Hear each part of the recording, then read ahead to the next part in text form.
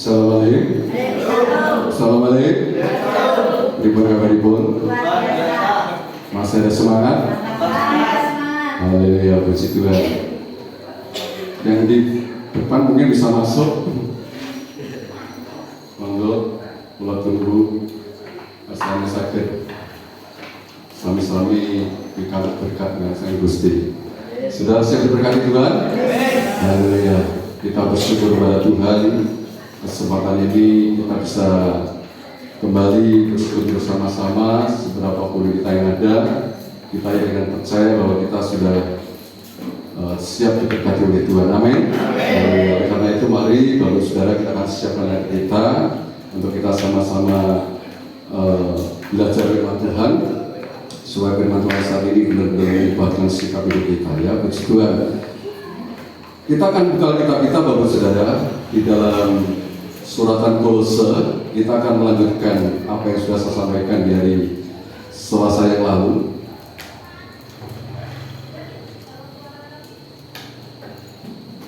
Kolose pasal yang ketiga.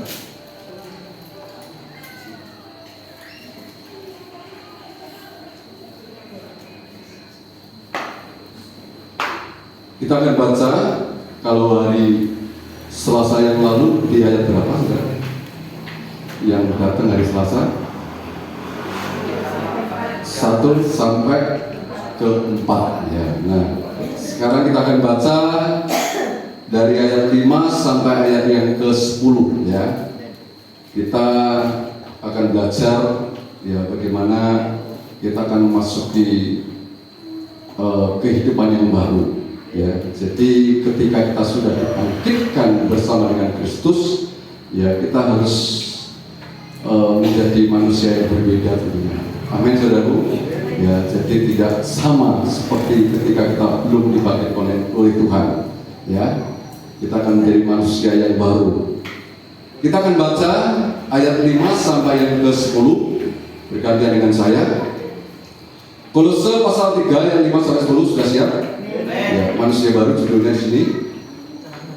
Karena itu matikanlah dalam dirimu segala sesuatu yang duniawi, yaitu percabulan, kenajisan, hawa nafsu, nafsu jahat, dan juga keserakahan yang sama dengan penyembah berhala.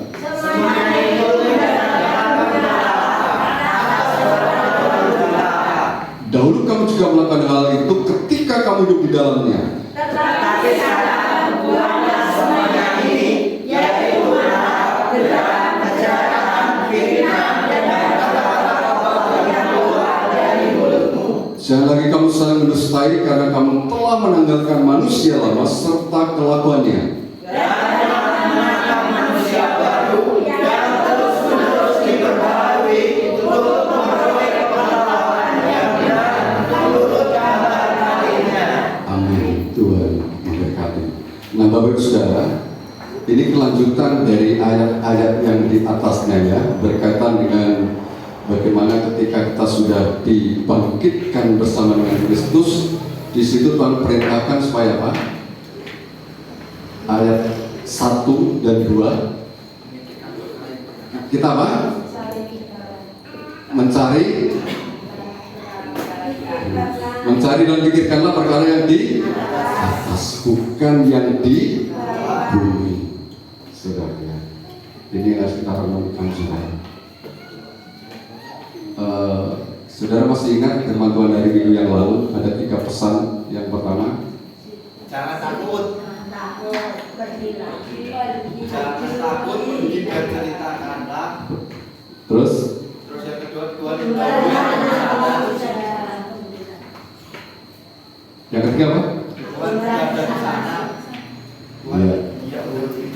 Tuhan sudah menuju di sana. Ya, intinya yang pertama tadi adalah jangan takut. Namun kadang-kala kita masih Takut. Nah ini saudara, sebagian hari ini nggak hadir, saya nggak tahu saudara. Tapi kalau Pak Edi sudah ibadah, ya, jadi ada informasi ke saya, yang lainnya saya nggak tahu. Ya, jadi mari kita belajar untuk mempraktekkan, bukan menggebu-gebu ketika kita dengar firman Tuhan, tetapi di luar sudah beda. Kita harus praktek benar-benar. Kita tidak boleh takut. Kita nggak boleh memikirkan perkara-perkara yang di bumi ini. Ya, ini bagian Tuhan sendiri nanti kalau kita sungguh-sungguh di dalam Tuhan, pasti Tuhan tolong kita. Amin. Yang harus kita kerjakan adalah memikirkan perkara-perkara yang di atas. Ya, perkara-perkara di mana Tuhan ada, perkara-perkara yang berkaitan dengan hal-hal yang menyangkut dalam kehidupan kita yang di masa mendatang. Amin, saudaraku. Ini harus kita kerjakan. Ya, nah saudara, coba kita renungkan lebih lagi, bagus sekali. Ini yang Tuhan mau. Ya, nah oleh karena itu bagus sekali untuk bisa memikirkan perkara-perkara yang di atas, untuk mencari perkara-perkara yang di atas. Ya, hari Selasa yang lalu sudah saya tekankan di mana bahwa kita harus bisa mengalami yang namanya kematian. Sebelum dibangkitkan harus mati dulu. Gak mungkin. Apa yang dibangkitkan kalau kita nggak mati? Nah makanya di sini ditegaskan di dalam ayat yang kelima itu, bahwa saudara, ini langkah untuk kita benar-benar bisa mengalami pembaruan di dalam hidup kita, untuk kita bisa masuk dalam kehidupan yang baru, untuk kita bisa tampil menjadi manusia yang baru. Yaitu apa? Harus kita mematikan hal-hal yang bersifat dunia. Amin, saudaraku.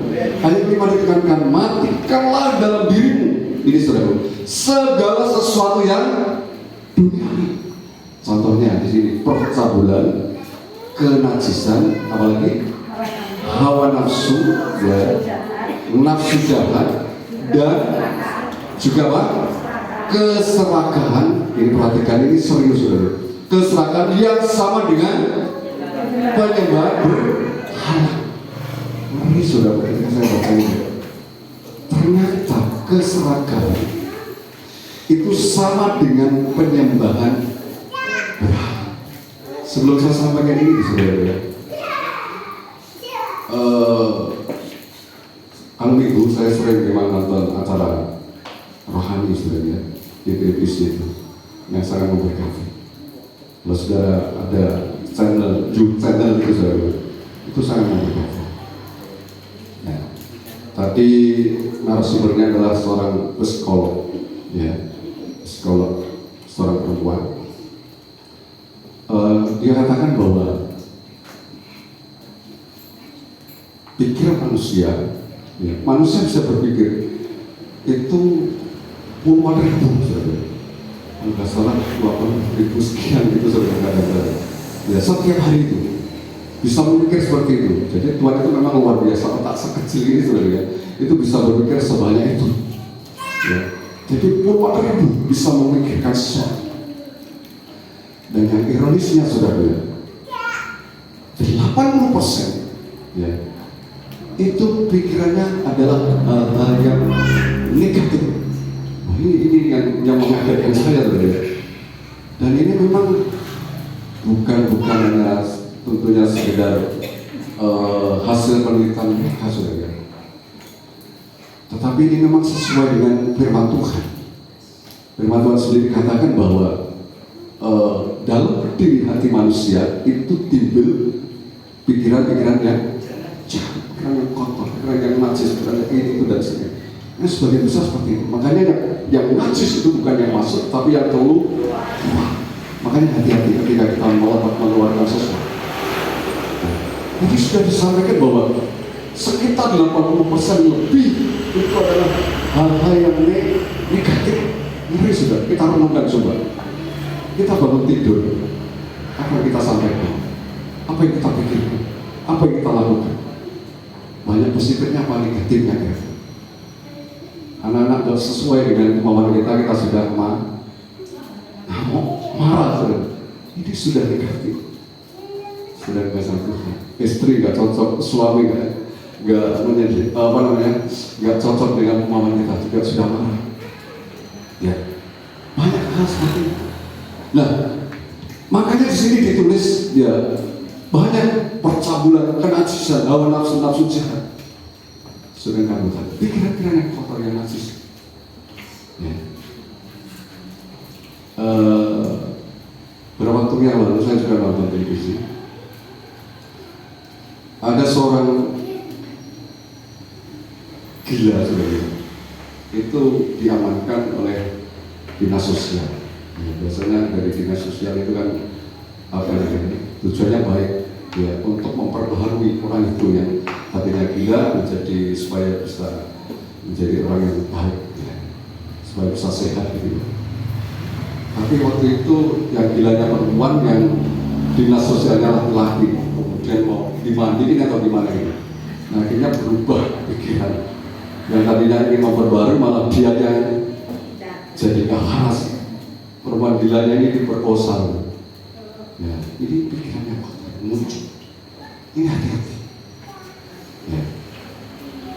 Dan juga bagi para remaja ini saya ingatkan juga, ketika sudah mulai masuk dalam tahap pacaran, ini harus hati-hati. Apalagi berduaan sudah kasih Tuhan, ini akan mudah sekali muncul ya, pikiran-pikiran yang kotor, ya, perbuatan-perbuatan yang kotor. Ya, kalau di dalam waktu ibadah gabungan para remaja sudah sampaikan tahapan-tahapan berpacaran itu yang sangat membahayakan itu sudah saya jelaskan secara detail. Ya, mulai dari perpegangan tangan dan sebagainya, ini ujung-ujungnya nanti akan membuat sesuatu yang dilarang oleh Tuhan. Oleh karena itu harus hati-hati. Ya, ini sudah dari Tuhan. Sesuatu yang dunia, percabulan, kenajisan, hawa nafsu, ya, nafsu jahat adalah pikiran yang lebih untuk melakukan hal yang jahat. Sudah kami Tuhan, dan sudah saksikan oleh Ibu Ida, ya, ada orang nggak suka dengan beliau Ibu Ida ketika menjadi orang Kristen, ya, sehingga punya pikiran yang jahat untuk mencurigai, untuk melukai saudara Tuhan seperti itu, ya. Nah, yang terakhir di situ adalah disebut juga apa? Keserakahan. Ya, ini ditulis sama dengan penyembahan berhala. Kenapa sih kok keserakahan disebut dengan penyembahan? Saudara Tuhan, ya. Serakah itu saya tulis di sini adalah mengasihi segala sesuatu itu lebih daripada mengasihi Tuhan. Itu namanya serakah. Waktunya untuk ibadah tidur berhenti, waktunya untuk ibadah masih dipakai untuk kerja. Ini namanya serakah. Nah, Kamis yang lalu sudah belajar firman Tuhan sama-sama. Kenapa sih Tuhan itu kok menciptakan siang dan malam? Yang Kamis datang mesti ya. Coba puterin apa gitu.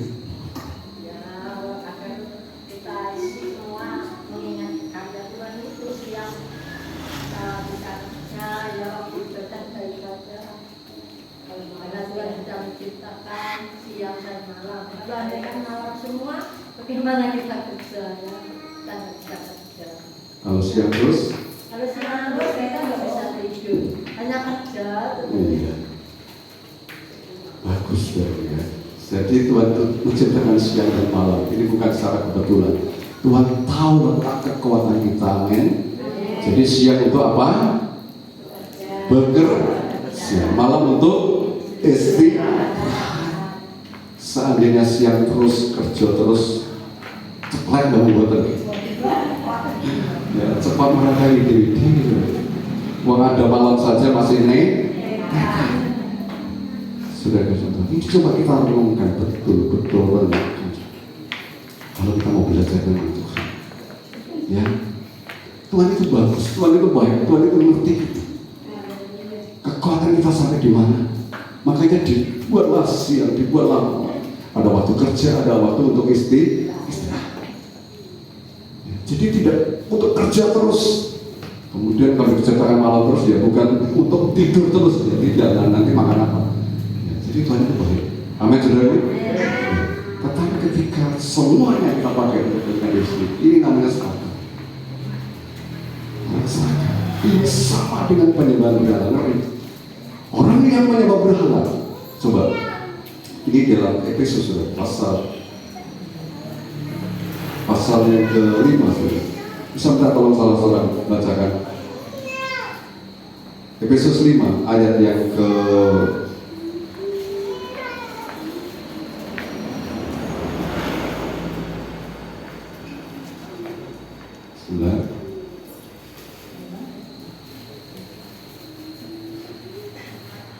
ayat 5.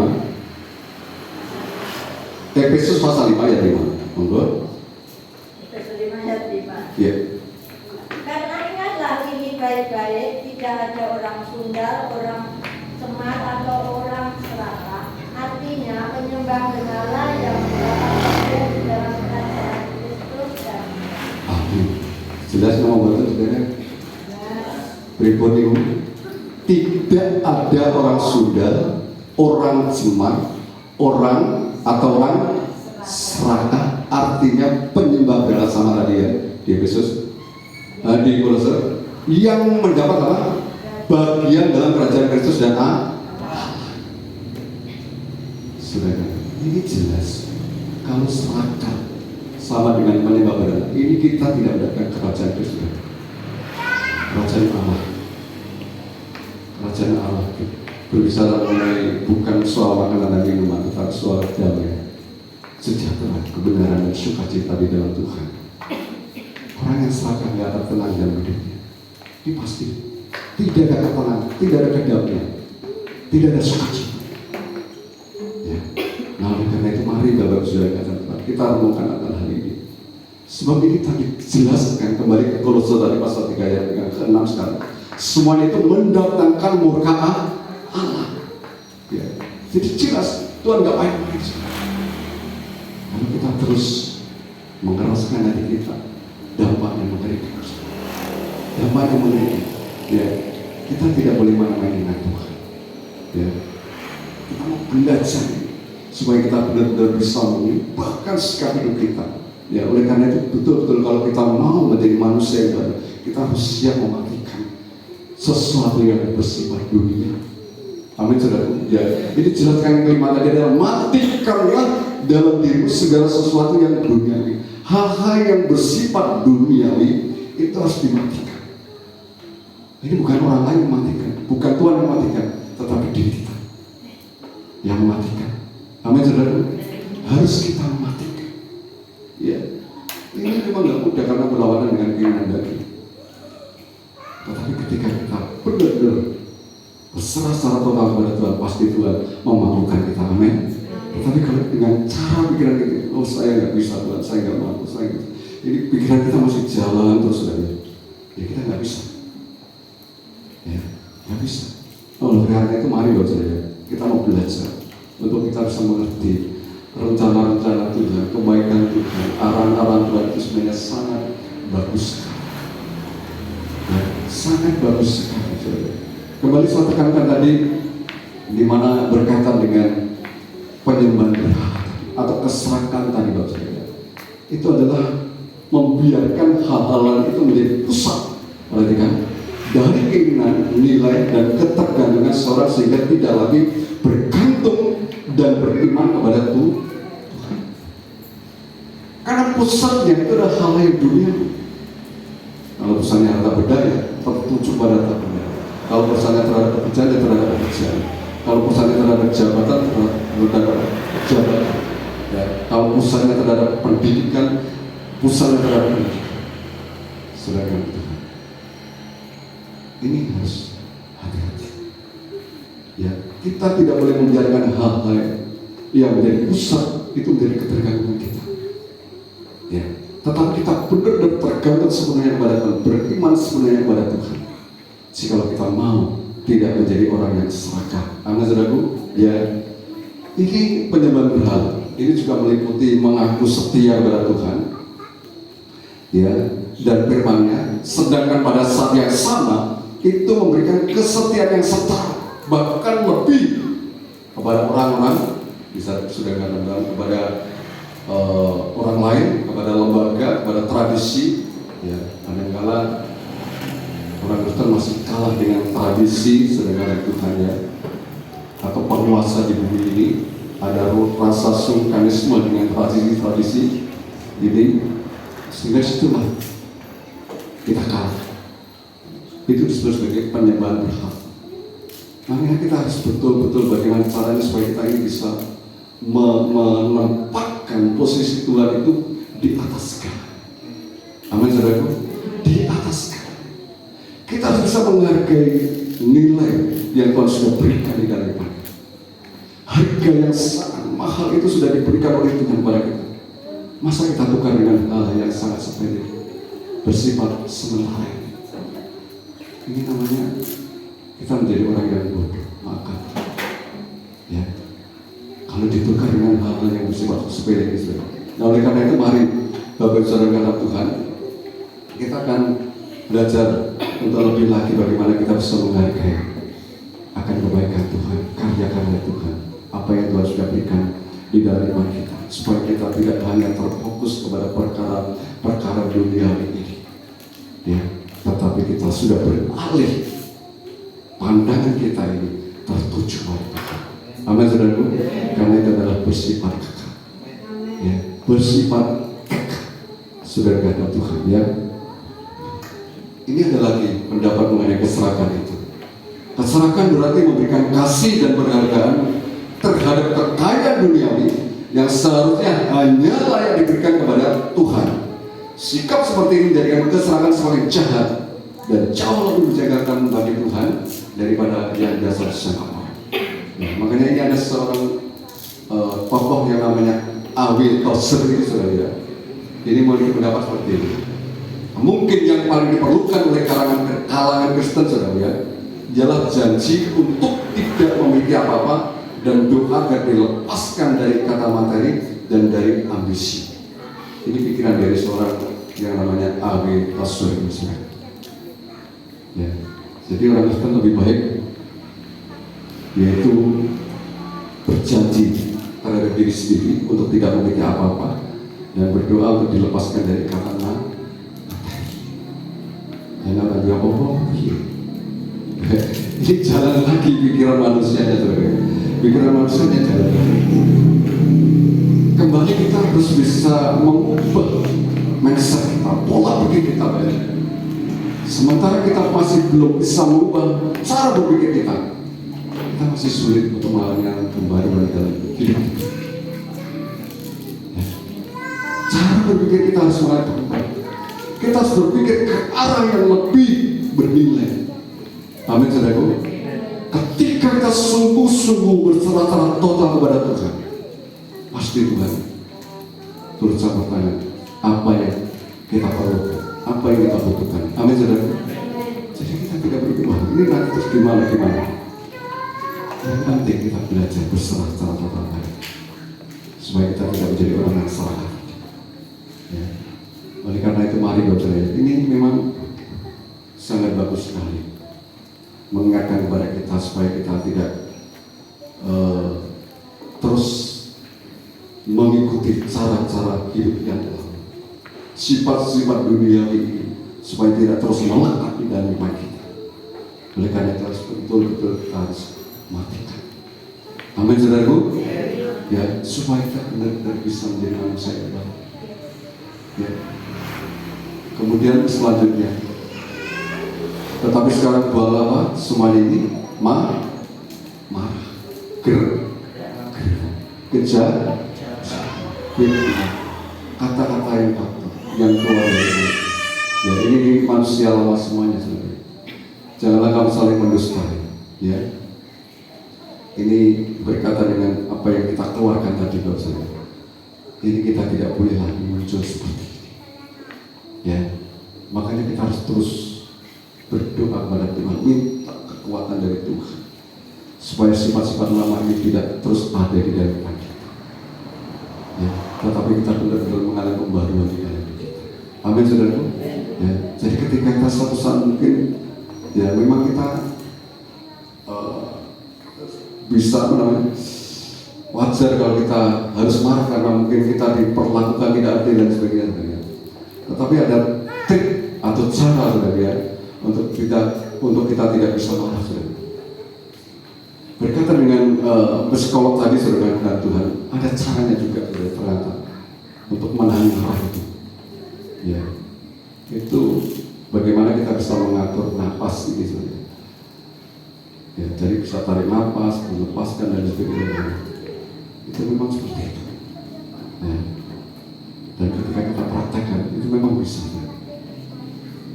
Jadi ketika kita menerima informasi sesuatu ya, yang kepastiannya belum jelas, itu kita tidak boleh langsung masukkan semuanya ke pikiran kita, tetapi harus kita kelola. Ini benar nggak? Ini bisa nggak? Ya kita harus kelola.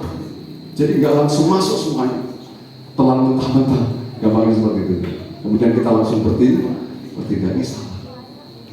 Ya, seperti yang bilang terjadi kasus ya, penganiayaan saudara David, karena mendapatkan informasi dari kekasihnya, langsung bertindak, begitu ya. Jadi harus dikelola. Nah, begitu pun diri kita. Ketika kita ada hal yang mungkin tidak sesuai dengan apa yang kita mau, kita harus bisa menahan diri. Amin, saudara. Kita harus bisa menahan diri. Kita tidak boleh langsung marah. Ya.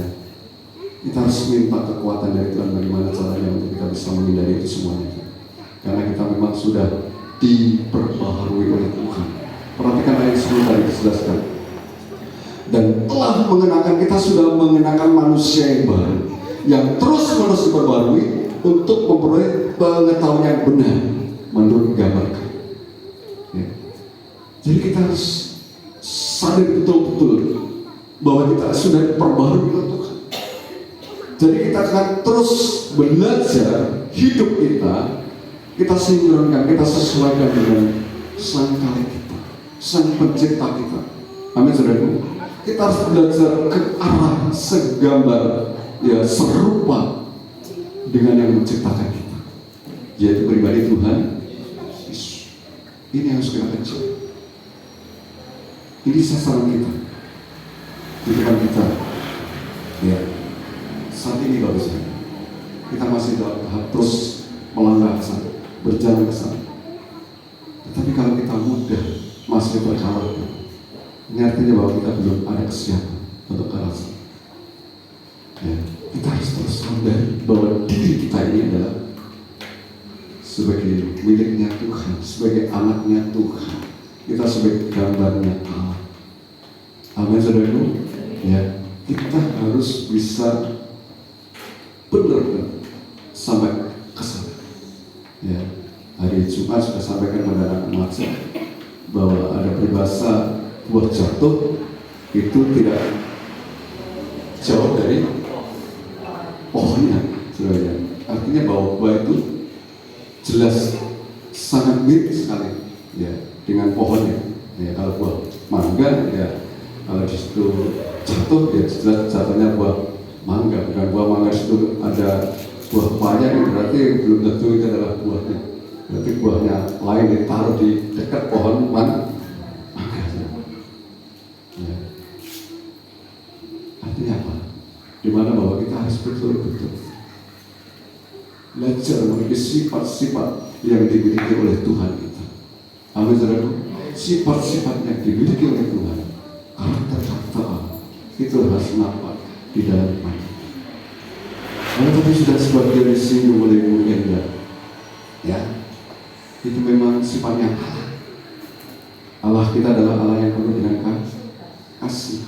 Ketika ditampar pipi kanan, ditaruh pipi kiri. Ya. Ada seorang pengkhotbah dengan menggebu-gebunya menyampaikan firman Allah mengenai jika saudara ditampar pipi kanan, saudara berikan juga pipi kiri. Selesai khotbah, dia keluar. Nah, ada yang mencoba ditampar beneran saudara pendeta ini pipi kanan. Nah, ini bukan dipraktekkan, tetapi membalas. Sedangkan itu pendetanya ini berantem dengan orang yang menang. Memang nggak mudah menyampaikan sesuatu mudah, tetapi mempraktekannya itu memang nggak mudah. Ya, sudah kasar. Ini ajaran Tuhan. Ya, ajaran Tuhan. Kasihlah musuh. Ya. Ngasih bukan musuh saja mungkin nggak gampang. Ya, ini musuh saudara Tuhan. Tetapi itulah sifat Allah. Yesus disalibkan.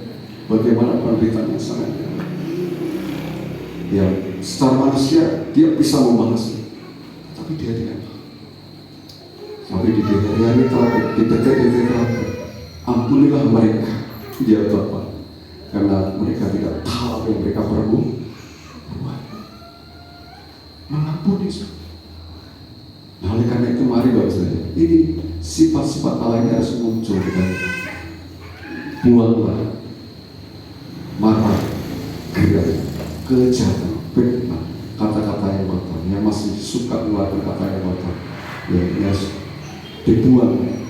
Sifatnya bukan mulutnya, ya, sifat-sifat yang kotor ini harus dibuang, ya, jangan lagi saling mendustai, berkata yang tidak benar, ya, kita harus terus bisa menanggalkan semuanya manusia-manusia yang lama ini, supaya kita benar bisa menggunakan manusia yang baik. Kita nggak bisa menggunakan manusia baru sebenarnya manusia yang lama masih ada. Oleh karena itu mari Bapak saya, ini yang Tuhan ajarkan malam hari ini, ya, dimana kalau kita sudah dibangkitkan bersama Kristus, Kristus sudah bangkit. Mari Bapak saya, kita harus mengalami pembaruan dalam hidup. Kita harus mati bersama-sama dengan Tuhan, dan kita juga bangkit bersama-sama dengan Tuhan. Amin saudara. Kita harus mengalami pembaruan dalam hidup.